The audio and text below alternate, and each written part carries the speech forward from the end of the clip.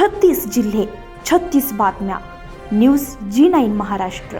उत्तर तुमच्या प्रश्नांची.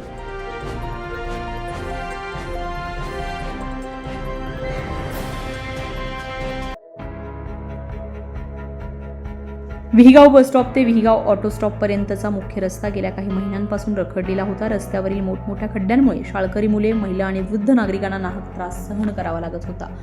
रस्त्याच्या प्रश्नाकडे प्रशासनाचे लक्ष वेधण्यासाठी पत्रकार फिरोज कुरशी, भगवान अभ्यंकर यांनी 13 एप्रिल रोजी विहीगाव येथे बेमुदत उपोषण सुरू केले आहे.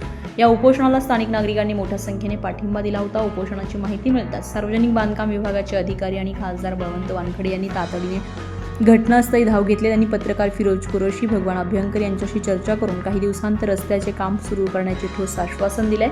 आश्वासनानंतर उपोषण स्थगित करण्यात आले. दिलेल्या आश्वासनानुसार PWD विभागानं युद्धपातळीवर काम सुरू केलंय. आज विहीगाव बस स्टॉप ते विहीगाव ऑटो स्टॉप पर्यंतच्या रस्त्यांचे डांबरीकरण आणि मुख्य काम पूर्ण करण्यात आलंय. रस्ता वाहतुकीसाठी खुला करण्यात आलाय. PWD अधिकाऱ्यांनी माहिती दिली की रस्त्याच्या कडेची भर आणि गटाराचे थोडे काम बाकी आहे. ते कामही पुढील काही दिवसांमध्ये पूर्ण करून घेतलं जाईल.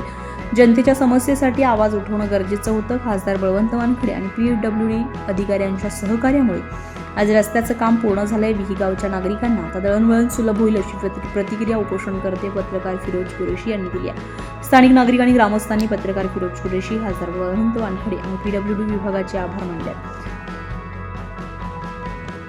न्यूज G9 महाराष्ट्रासाठी मंगेश इंगळे, अमरावती.